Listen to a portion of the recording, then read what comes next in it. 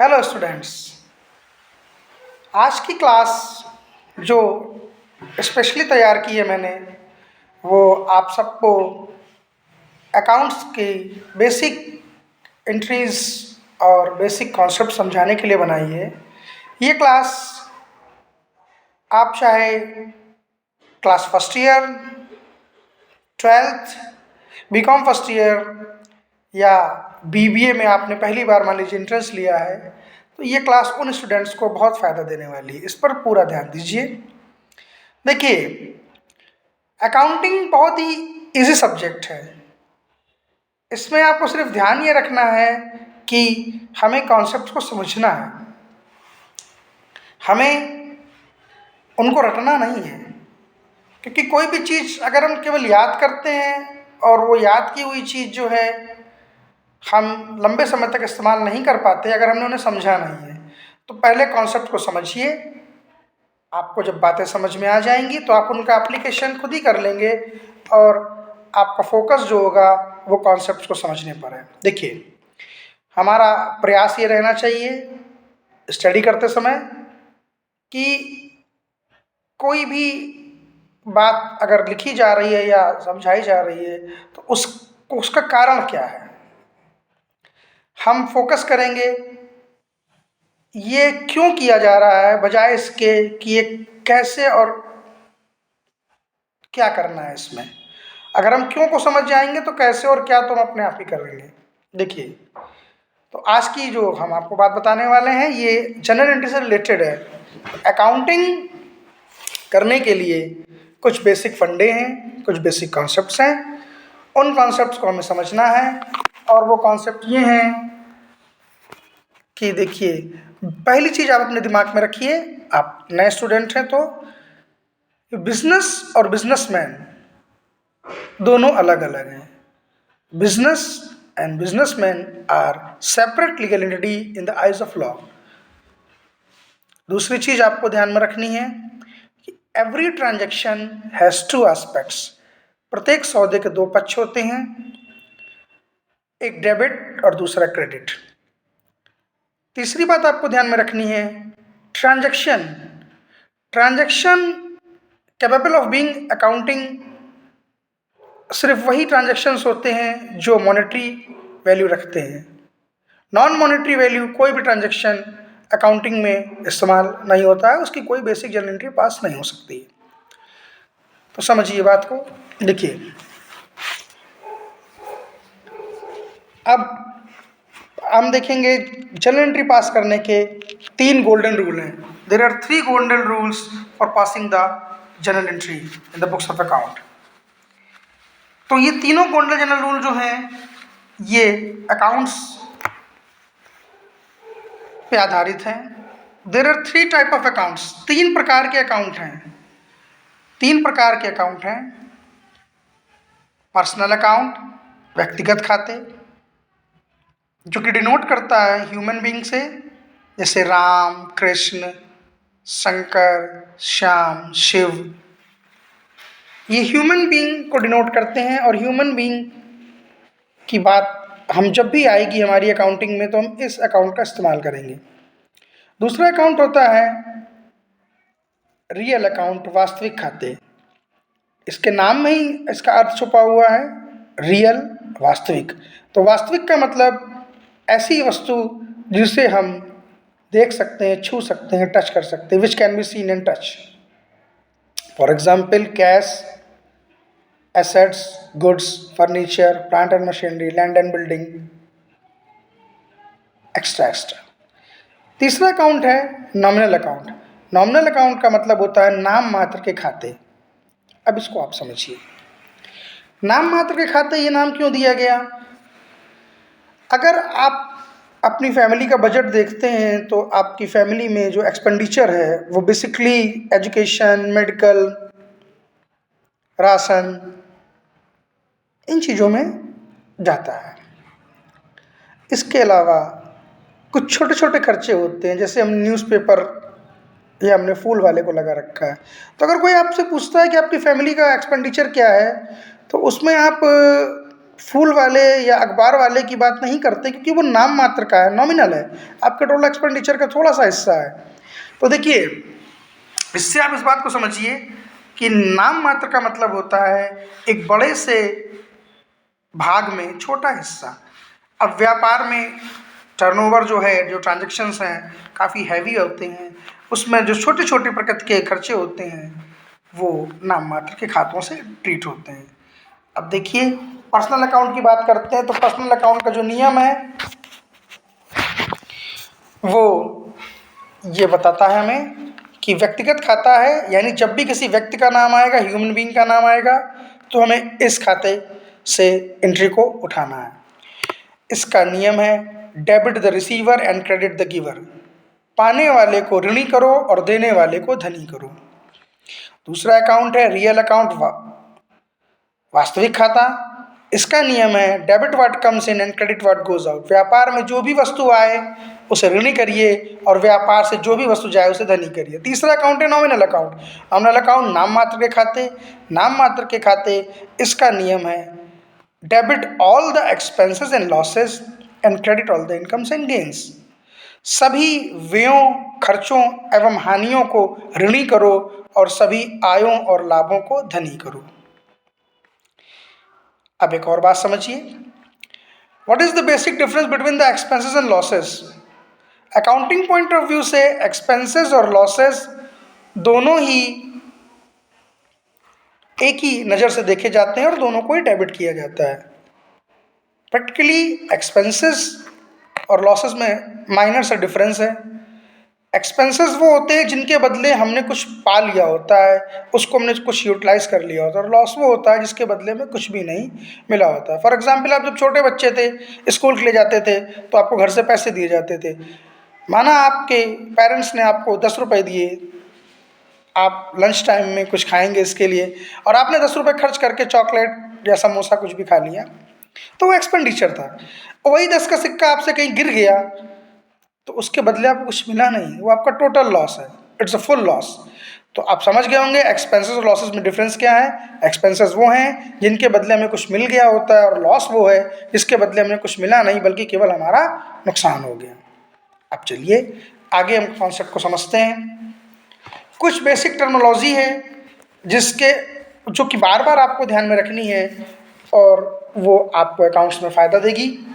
देखिए, गुड्स और एसेट्स। सबसे पहले हम समझते हैं कि गुड्स और एसेट्स में क्या डिफरेंस होता है। फॉर एग्जाम्पल, राम एक मोटर कार कंपनी के मालिक हैं, उनका मोटर कार का बिजनेस है। राम ने कार खरीदी और बेची। दूसरी तरफ श्याम एक कपड़े की फैक्ट्री के मालिक हैं, उन्होंने कार खरीदी। तो यहाँ पर ध्यान दीजिए, जो कारें राम खरीद और बेच रहे हैं उनके लिए वो गुड्स कहलाएंगी, और जो कार श्याम जो कि दूसरे व्यापार में है उनके लिए वही कार एसेट्स बन जाती है। तो गुड्स वो हैं जिनमें हम व्यापारी डील कर रहा है, उन्हें खरीद रहा है, बेच रहा है, और एसेट्स वो है जो वन टाइम हम परचेज करते हैं और लॉन्ग टाइम पर्पस के लिए उसको हम इस्तेमाल करते हैं। तो there is the basic difference between goods and assets. Goods वो हैं जो टर्नओवर का फॉर्म आ जाएंगे, टर्नओवर के फॉर्म में चेंज होंगे। एसेट्स वो है जो हम वन टाइम परचेज करेंगे और उसका उद्देश्य हमारा होगा कि उसको हम इस्तेमाल करें, उसको तुरंत बेचना खरीदना बार बार हमारा उद्देश्य नहीं है। आगे ध्यान देते हैं। अब अकाउंटिंग करने के लिए every transaction has two aspects, प्रत्येक सौदे के दो पक्ष होते हैं, एक डेबिट दूसरा credit. Transaction capable of being accounting तभी होता है जब उसकी कुछ मॉनेटरी वैल्यू होती है। अगर मॉनेटरी वैल्यू नहीं है तो ट्रांजैक्शन की कोई एंट्री पास नहीं हो सकती। आपका मैनेजर बहुत ईमानदार है, मेहनती है, इस बात की कोई एंट्री पास नहीं हो सकती। मॉनेटरी वैल्यू जब तक नहीं होगी तब तक कोई एंट्री नहीं। तो देखिए, ध्यान दीजिए,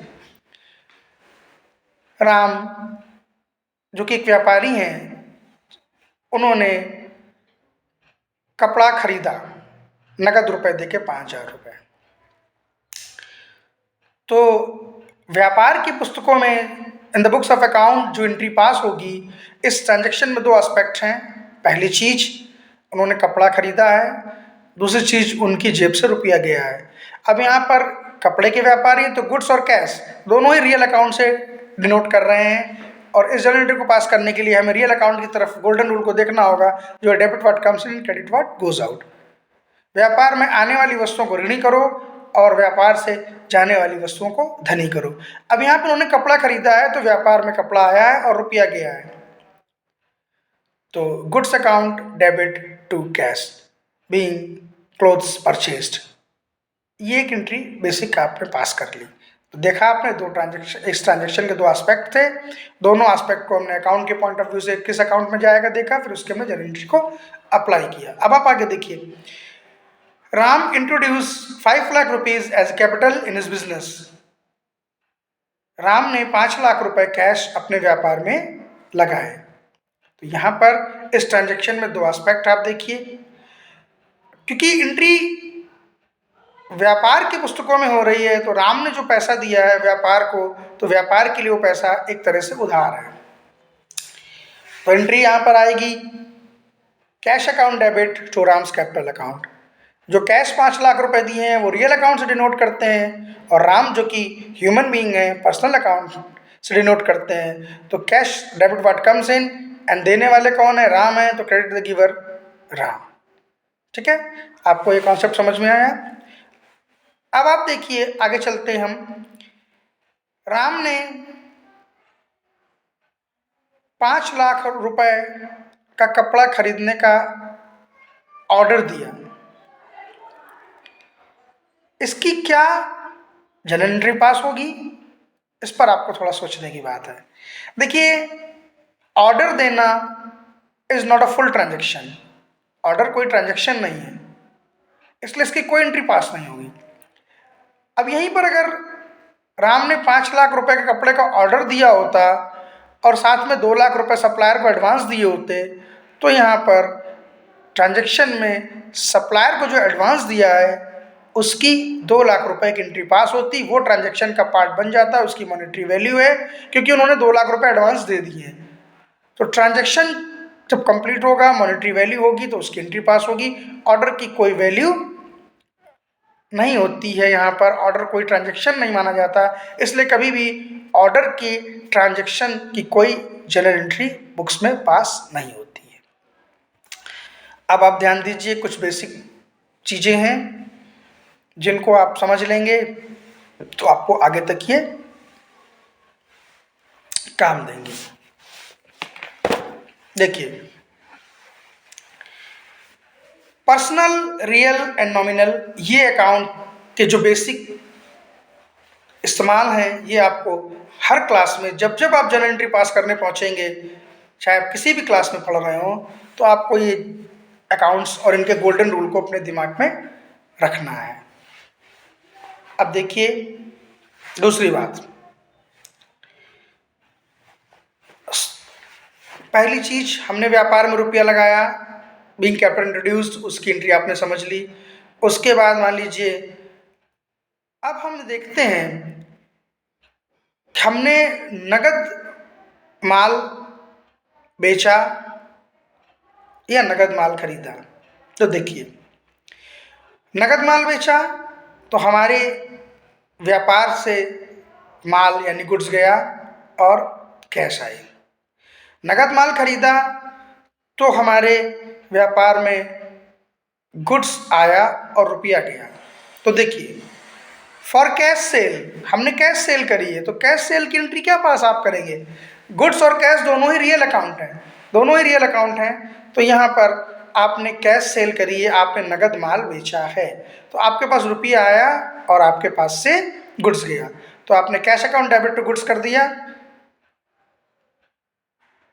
और यहीं पर आपने नगद माल खरीदा है, तो आपके पास माल आएगा और रुपया जाएगा, तो आप एंट्री पास कर देंगे, goods account debit to cash account.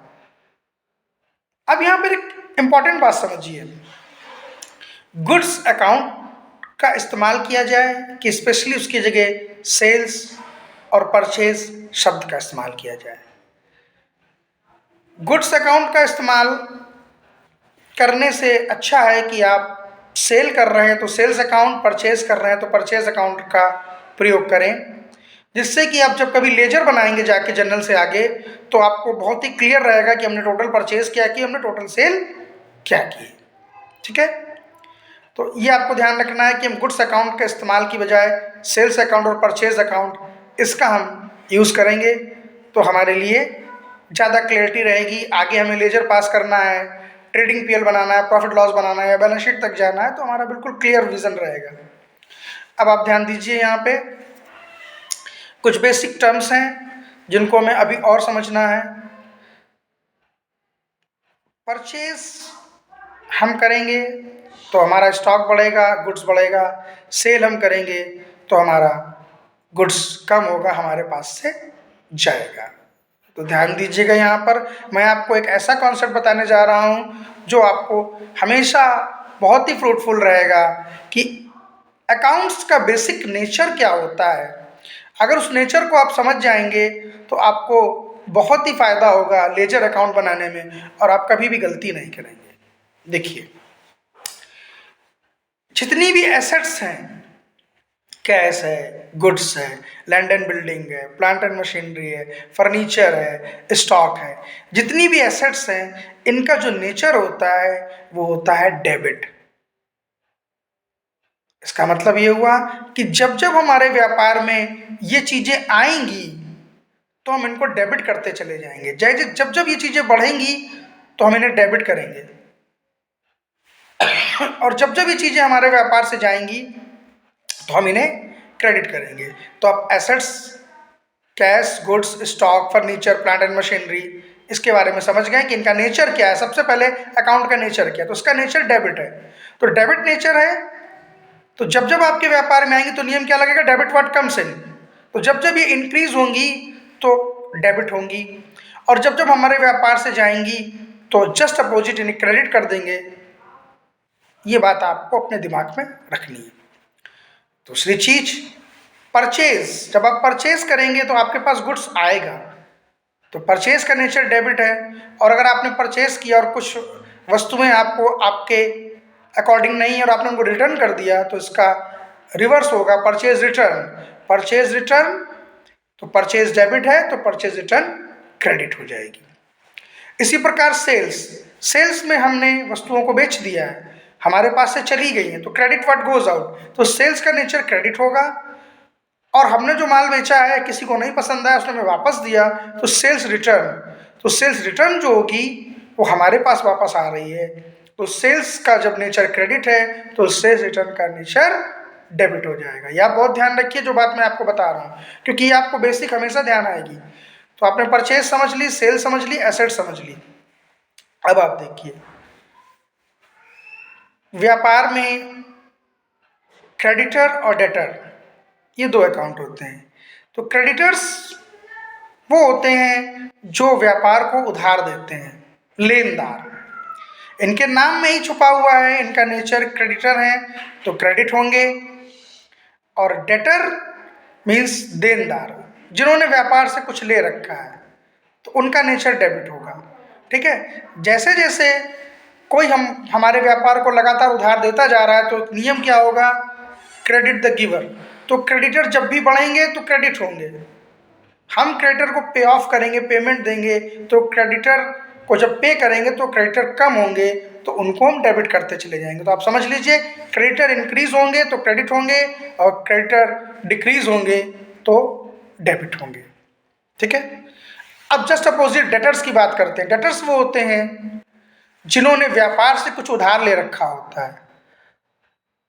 तो हमने क्या नियम लगाया पर्सनल अकाउंट का, डेबिट द रिसीवर। जब जब इनको हम उधार देते जाएंगे तब तब इन्हें हम डेबिट करते चले जाएंगे और जब जब ये हमें पेमेंट दे देंगे तो इनको हम रिवर्स कर देंगे। तो डेटर जब बढ़ेंगे तो वो डेबिट होंगे, डेटर से जब पैसा आएगा तो उन्हें हम रिवर्स कर देंगे, क्रेडिट कर देंगे। तो आपको कॉन्सेप्ट समझ में आ रहा है। आपने सेल समझी, सेल्स रिटर्न समझी, purchase, purchase return, debtor, creditor, assets, ये आपने समझा। अब देखिए, बैलेंस शीट के दो एस्पेक्ट होते हैं। The word is balance sheet, liabilities column and assets column. All the liabilities are credited and all the assets are debited. ये कॉन्सेप्ट मैंने आपको इसलिए बताया कि जब भी आप ट्रायल बैलेंस बनाने जाते हैं, जनरल के बाद लेजर, लेजर के बाद ट्रायल बैलेंस में जब आप जाते हैं, तो आपको कुछ याद करने की ज़रूरत नहीं है। आप इस कॉन्सेप्ट को समझ लीजिए तो आपका ट्रायल बैलेंस बहुत ही ईजी वे में आप तैयार कर लेंगे।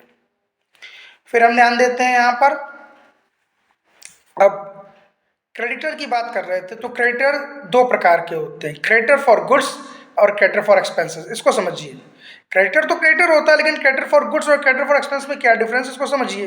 क्रेडिटर फॉर गुड्स का मतलब है कि किसी ने हमें उधार माल बेच दिया, यानी हमने उससे उधार माल खरीदा तो उसने हमें माल बेचा है और वो हमसे पैसा लेगा। अब क्रेडिटर फॉर एक्सपेंसेस का मतलब क्या है? फॉर एग्जाम्पल आप समझिए, आपके घर में फैन खराब हो गया तो आपने फैन रिपेयरिंग वाले को बुलाया, फैन रिपेयरिंग के लिए आपने बुलाया है और उसने रिपेयर किया है आपके फैन को, और आपने कहा पैसे कल ले जाना। तो एक्सपेंसेस, क्रेडिटर फॉर एक्सपेंसेस, उसने आपका फैन रिपेयर कर दिया, वो क्रेडिटर तो है, उसने आपको कोई गुड्स नहीं दिए, उसने एक्सपेंस, आपके रिपेयर एक्सपेंस के लिए कार्य किया। तो ये होता है क्रेडिटर के दो पार्ट। इसी तरह आगे चलते हैं। होप सो आपको क्लास समझ में आ रही होगी। जहाँ पे ना समझ में, आपके कोई डाउट्स हो तो आप कमेंट्स में उसको पूछ सकते हैं। आगे हम बात करेंगे यहाँ पर लाइबिलिटी सेक्शन में कैपिटल अकाउंट की। कैपिटल अकाउंट ध्यान दीजिए, सबसे पहले कैपिटल अकाउंट में यहाँ पर व्यापारी ने रुपया व्यापार को उधार दे रखा है, इसीलिए बैलेंस शीट के लाइबिलिटी कॉलम में कैपिटल अकाउंट आता है। अब ध्यान देंगे, व्यापार जो है उसके अलग अलग नेचर हैं, अलग अलग फॉर्म हैं। बिजनेस के अलग अलग फॉर्म होते हैं, प्रोप्राइटरशिप बिजनेस, एकल व्यापार, पार्टनरशिप, साझेदारी, कंपनी, इसमें प्राइवेट कंपनी, पब्लिक कंपनी, और इस वक्त एक और कंपनी कॉन्सेप्ट है वन मैन कंपनी। तो देखिए, हम प्रोप्राइटर जब होते हैं तो हम अपने व्यापार के सारे हानि लाभ के स्वयं मालिक होते हैं। हानि होगी तो भी हमें को समझना है और लाभ होगा तो भी हमें को समझना है। तो proprietors capital account is a liability towards the business, क्योंकि अकाउंटिंग किसकी हो रही है? अकाउंटिंग बिजनेस की हो रही है, बिजनेसमैन की नहीं हो रही है। तो जैसे ही बिजनेसमैन पैसा इंट्रोड्यूस करता है, पैसा देता है, तो बिजनेस उसको अपनी एज ए लाइबिलिटी अपनी बैलेंस शीट में लाइबिलिटी साइड में कैपिटल अकाउंट को डाल देता है जाके। ठीक है, अब आप बात को समझ गए, ध्यान दीजिए। Next word is drawing.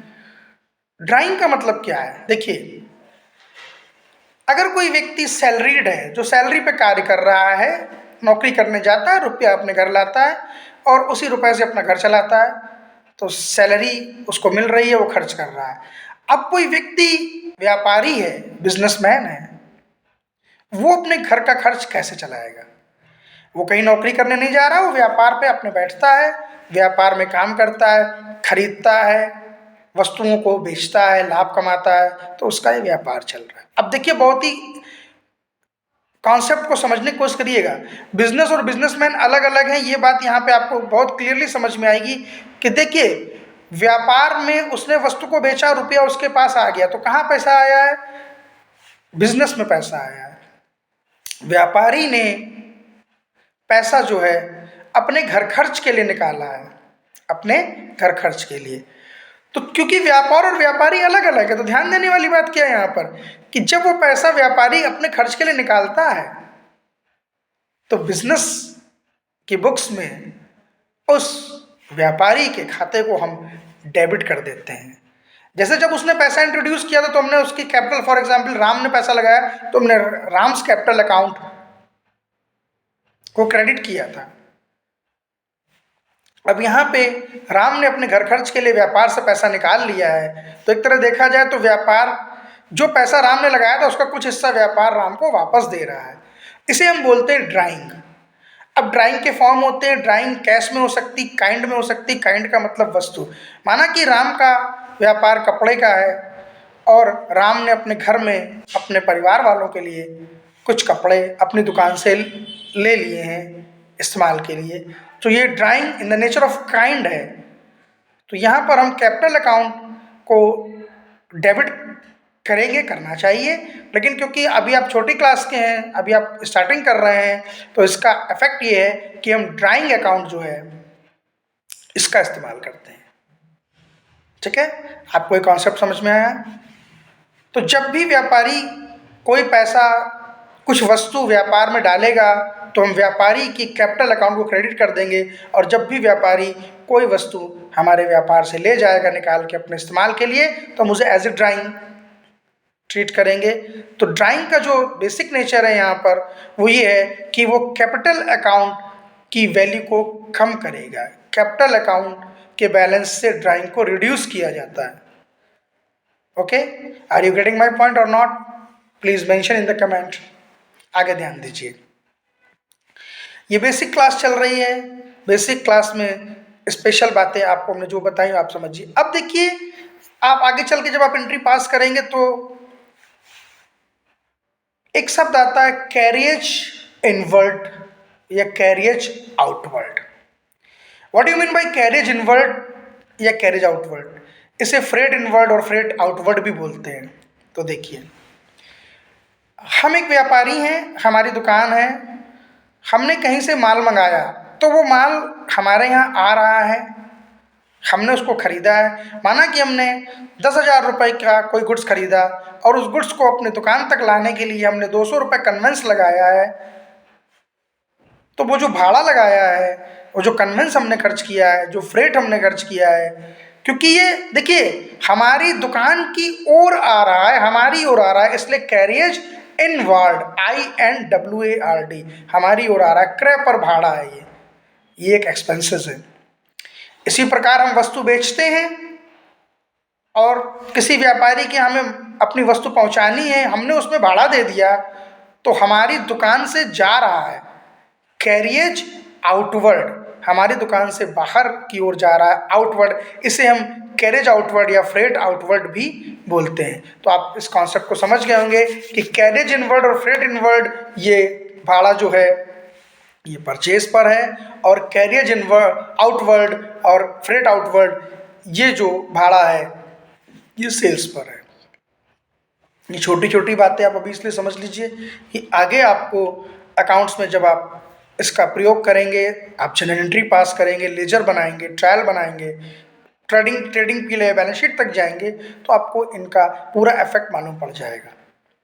एक चीज़ और ध्यान दीजिएगा कि जनरल एंट्री जब भी पास करते हैं तो वो जनरल एंट्री एक डेबिट और एक क्रेडिट नेचर में चली जाती है। डेबिट में और क्रेडिट में उसका पार्ट एक एक सेगमेंट चला जाता है,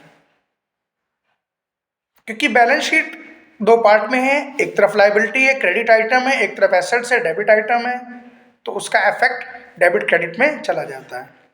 ठीक है, आगे ध्यान देते हैं। आगे हम जब जनरल एंट्री का फॉर्मेट पे जाते हैं तो उस फॉर्मेट में date, particulars, LF, amount debit and amount credit, ये आपके फॉर्मेट में दिया होता है। What do you mean by LF? यहाँ पे LF से मतलब क्या है? LF का मतलब होता है लेजर फोलियो। लेजर फोलियो, देखिए इस वक्त मैनुअल अकाउंटिंग नहीं है, अकाउंटिंग टैली पर है, तो अभी आपको इसका प्रैक्टिकल इम्पैक्ट नहीं समझ में आता। ये जो मैनुअल अकाउंटिंग हुआ करती थी, जो मैनुअल अकाउंटिंग करते थे, तो वो एक जर्नल बुक बनाते थे, एक लेजर बुक बनाते थे। जर्नल में जब भी एंट्री पास की जाती थी तो उसमें जो अकाउंट उस एंट्री में लगे हैं, जैसे for example cash account debit to Ram's capital, cash account और राम कैपिटल अकाउंट, तो कैश का लेजर और राम का लेजर जहाँ पे खोला जाएगा लेजर बुक में, तो जिस नंबर पे खोला जाएगा पेज नंबर पे, वही लेजर फोलियो उस जर्नल एंट्री में हम उसको देते थे। That is LF means ledger folio. Okay, अब आप देखिए जब हम लेजर बनाते हैं, जर्नल के बाद लेजर पे आते हैं, तो लेजर में हम सब लिखते हैं JF। JF का मतलब होता है जनरल फोलियो, कि जनरल एंट्री किस पेज नंबर से उठकर आई है। ठीक है, होप सो आपको आज की क्लास समझ में आ रही होगी। ये बेसिक कॉन्सेप्ट क्लास है। अब इसमें देखिए एक्सपेंडिचर की बात करते हैं। एक्सपेंडिचर के प्रकार को आपको समझना है। देखिए एक्सपेंडिचर में दो प्रकार हैं, there are two types of expenditure. पहला है रेवेन्यू एक्सपेंडिचर, दूसरा है कैपिटल एक्सपेंडिचर। कैपिटल एक्सपेंडिचर को हम कैपेक्स भी बोल सकते हैं, CAPEX, कैपेक्स। रेवेन्यू एक्सपेंडिचर और कैपिटल एक्सपेंडिचर के डिफरेंस को आप समझिए। रेवेन्यू एक्सपेंडिचर क्या होता है और कैपिटल एक्सपेंडिचर क्या होता है। व्यापार को ऑपरेट करने के लिए डे टू डे जो एक्सपेंसेस है वो रेवेन्यू एक्सपेंडिचर है, और जो एक्सपेंडिचर वन टाइम यूज होंगे लेकिन फ्यूचर बेनिफिट होगा उसका, वो कैपिटल एक्सपेंडिचर है, these are capex. The basic difference between the revenue and capital expenditure is that revenue expenditure recurring nature के होते हैं, उन्हें हम बार बार करते हैं। रेवेन्यू एक्सपेंडिचर स्मॉल अमाउंट के होते हैं। रेवेन्यू एक्सपेंडिचर जो होते हैं वो हमारी अर्निंग कैपेसिटी जो है उसको मेंटेन करने के लिए होते हैं। On the other hand capital expenditure capex heavy amount के होते हैं, वन टाइम हम उनका पेमेंट करते हैं लेकिन उनका जो बेनिफिट है वो हमको काफ़ी आगे तक, कई वर्षों तक मिलता है। तो there is a difference between revenue expenditure and capital expenditure. Okay, so आज के लिए जो क्लास मैंने आपको समझाई है, होप सो आपको समझ में आई होगी। तो thanks for watching, thanks a lot.